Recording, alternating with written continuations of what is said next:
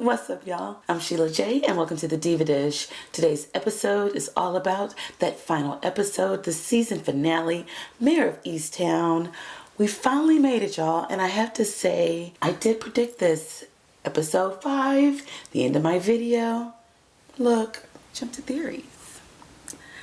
So I'm going to throw out the furthest one first. The furthest one out there is that, what if John, Mr. Lay It Low and Spread It Wide, Lori's cheating ass husband, was messing with Aaron, and they crunk ass hitting people in the head with Trey's son, killed her trying to keep the family together?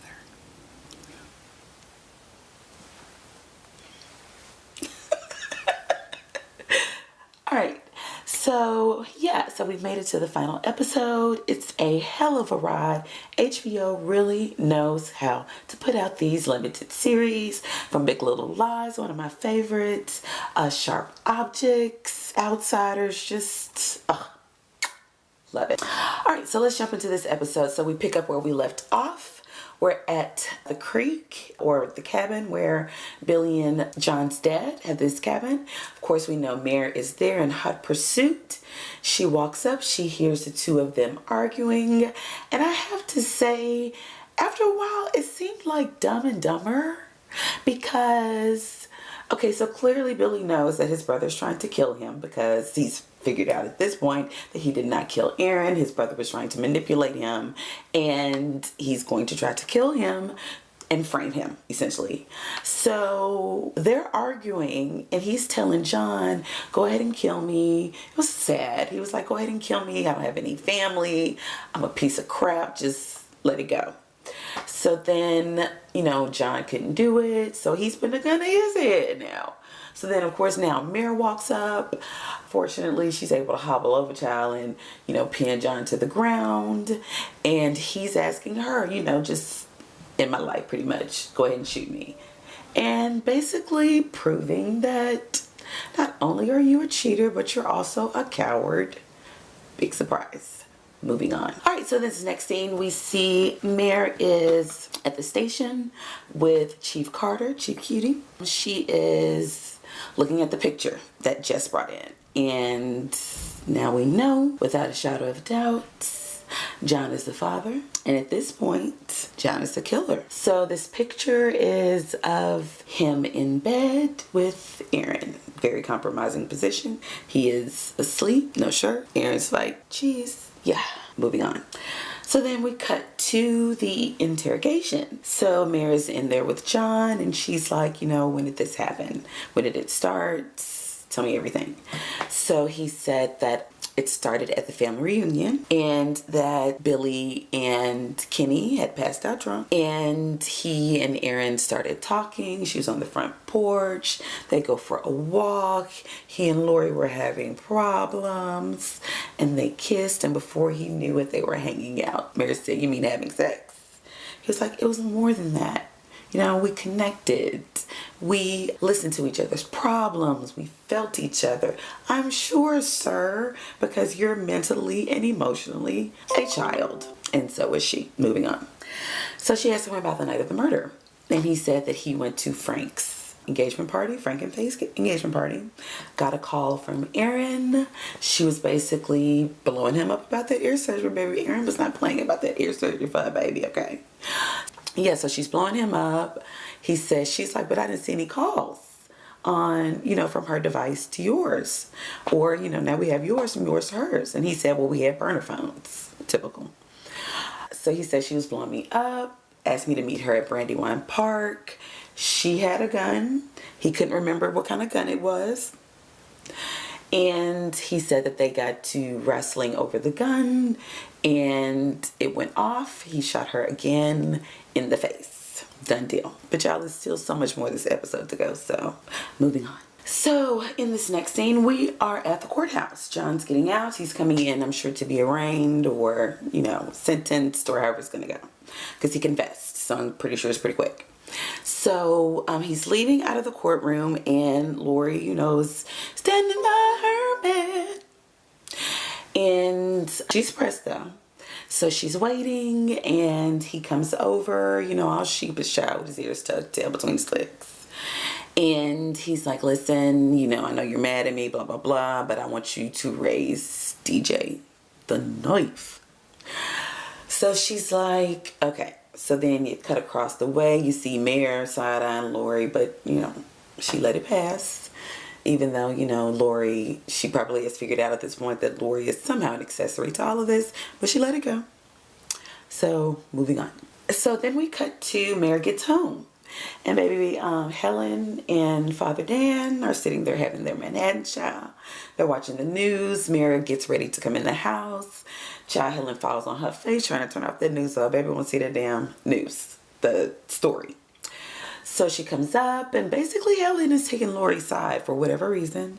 And Mary's like, Mama, she straight up lied to me. She knew that Billy didn't kill this little girl and basically obstructed this entire investigation.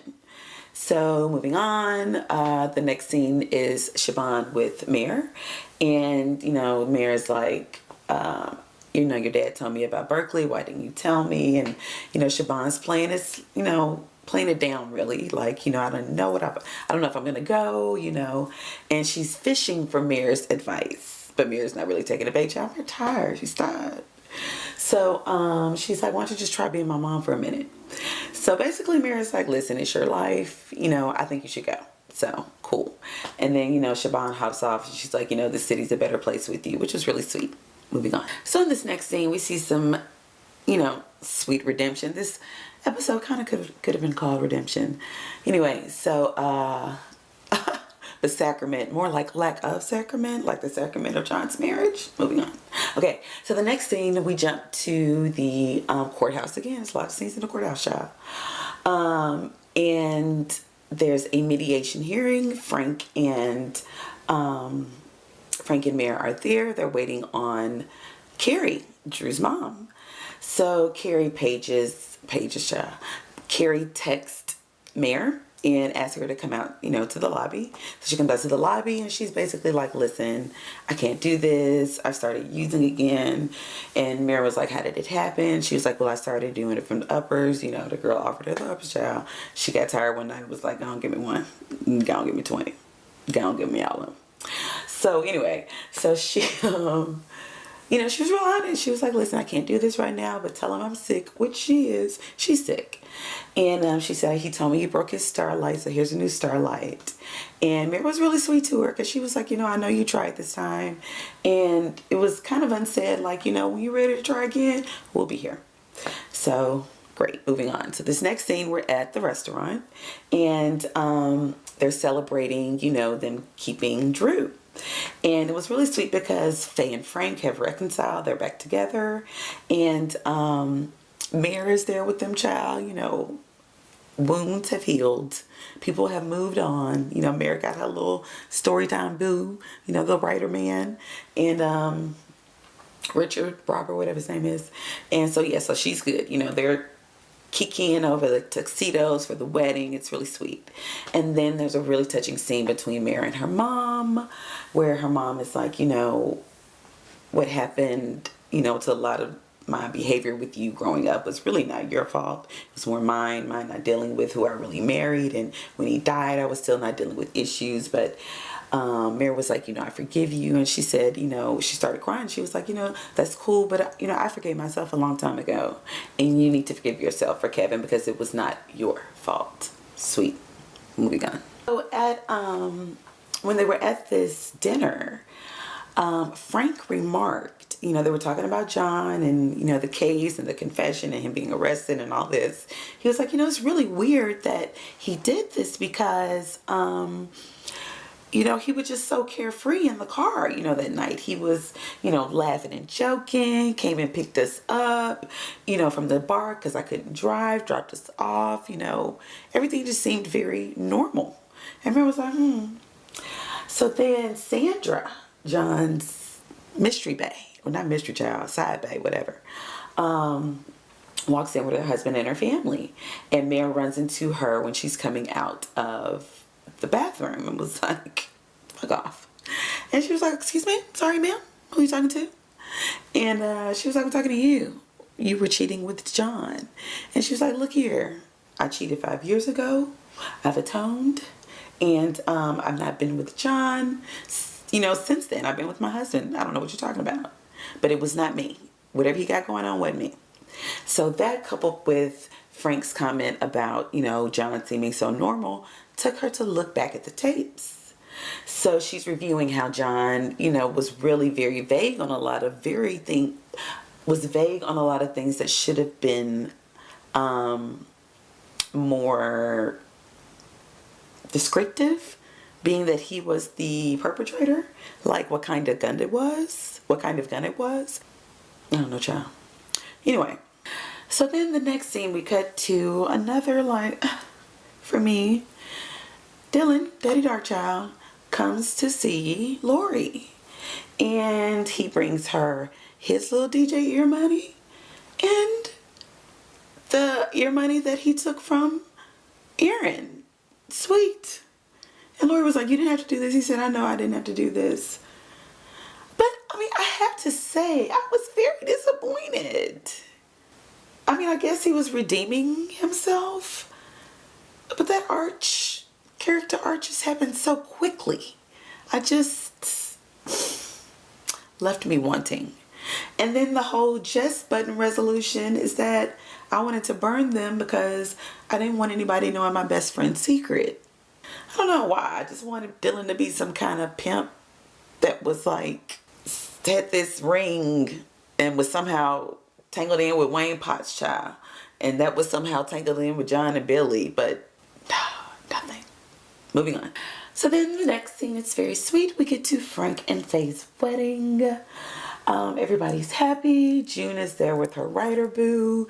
They're talking. Looks like they're going to get along, be a little couple. Mare's going to be happy for a minute, child, till the next time. Siobhan singing. So then it looks like it's the next morning after the wedding, Mare stayed with her writer boo child the night over. And the next morning you see him packing his bags, getting ready to go. Sir, where are you going?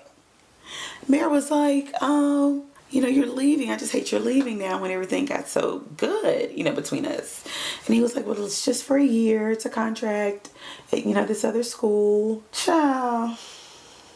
I don't know. It just seems like his MO. Papa was a rolling teacher, child. Okay, moving on. So then we cut to an homage to the first scene in the first episode. Mare was awakened by a call from Betty Carroll. Well, she's in bed. She gets another call, but it's from Mr. Carroll, her mama's side piece child. So she gets over there and something menial. He can't find his vitamins and something else. And, she walks in and sees that, it's old food everywhere. It's very unkept. He's just not doing really well since bed died, child. He need Helen over there. Helen ain't going out. So anyway, so she's like, I know it's hard, and he was like, you lost your son. She was like, yeah, but, eventually you'll get through it, you'll make it. And they're talking, and she said, is there anything else that's gone missing or anything else out of place? He said, well, I have this gun in the shed. And it's like, one day it was there, next day it was gone. Then, like a week later, it was back. Sir? Really? Mare's like, okay. Well, what kind of gun was it? He was like, it was an old copper gun from when I was a cop somewhere else, child, back in the day. Really? Can you tell me anything else? He was like, yeah, what else I noticed? It was 2 bullets missing. Mr. Carroll. So Mare's like, who else had access to the shed? Oh, just a little boy that cuts my yard. Who's that, sir? Ryan Ross.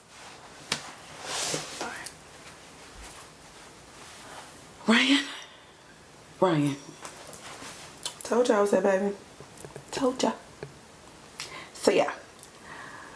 So of course she loses her shit for a minute. Goes out to the shed and gets the gun. Then she goes to Ryan's school, baby. And once again, another homage to episode 1. Baby, she come up on that chain link fence Ron so hard. Ass and elbows. Ron was out. Climbing the fence, child. Mary was like, not again. She twisted her ankle last time trying to catch that food, child. She was like, mm-mm. Baby Ron ran to his mama, who clearly we know now knew, and said, Mary knows everything. Mary's gonna come get me. The jig is up. We see Mary get in the car, child, and Mary's pressed. Mary is pressed. She said, it's in the car. Told the address. Let's go get this baby. So they go get him. And basically, it's a precocious little boy. Because not only was he keeping up with his daddy, he looking at phones, looking at text messages. Basically, he's known about this from the beginning. But his daddy told him he would keep it under wraps until that night. He saw his daddy leave the party. Saw him come back. Looked at the little burner phone child and was like, meet me at Brandywine Park. So he goes and gets the gun from Mr. Carroll's. Takes it to the park. Erin tries to get the gun from the little boy. That's how she shoots her fingers off. And then he shoots her again in the face. Calls his daddy. His daddy and his uncle came in and cleaned it up. He took the gun back to Miss Carroll's. To the shed. And went on like life. La-di-da, child. La-ti-da. So, of course, this next very tense scene, we're at the station and they're interrogating Ryan. You know, he gives the entire recount that I just gave. And then it cuts to a heart-wrenching scene. Lori is in the car, losing it. Because not only is her husband in jail, but now her son is in jail. Mary gets in the car and Lori's pissed. She's mad, she's hurt. But she takes it out on the wrong person. She takes it out on Mare. Like, this is your fault. No, ma'am, it's your husband's fault. Him. Billy had it right last episode. You can't keep your dick in your pants. And you make messes everywhere. Case in point. Moving on. So then it cuts to Shabana's leaving jail. She's California dreaming, child. California living on the way to Berkeley. Hallelujah. God. Shabana, she's going to school. Then we see everybody's telling her bye. Then we see Ryan, child, at his detention center. And his po mama, child, bringing his sister, Mora. Then it shows her at the doctor with DJ about to get this ear surgery. She looks at the name, Dylan John. Whew, scandalous. Moving on. So then there's a scene, Mary goes to see Deacon Mark. Deacon Mark, child, has been absolved. Only crime was putting that child's bike in his trunk and then putting it in the lake. And she's like, you know, wherever else you go, I hope they treat you better than we did. And he was like, this is my home. I'm not going nowhere. And then they show him months later doing this, giving a sermon. I guess it's Saturday Mass, Sunday Mass, child. And, you know, Mary's there, Helen's there. They're there with Drew, Frank, and Faye. And he's like, you know, people just have to learn to love each other. In this last thing, you know, she's comforting Lori because child, Lori has been through it too. I mean, Mary's been to it, but Lori, poor Lori. Her husband, I mean, he's probably in jail for some time for obstruction of justice at least. And then Billy, he's in jail, but he gets out in a year on parole. Brian, I don't know how long that child will be there. I think he's just 13 or 14. All because his dad is just raggedy, child. Ugh. So, yeah, so the scene, Mary is over and she's comforting Lori, child. Lori drops her knees. So in the last scene, we see Mary going up the stairs to the attic. Because finally, you know, she solved Katie Holmes.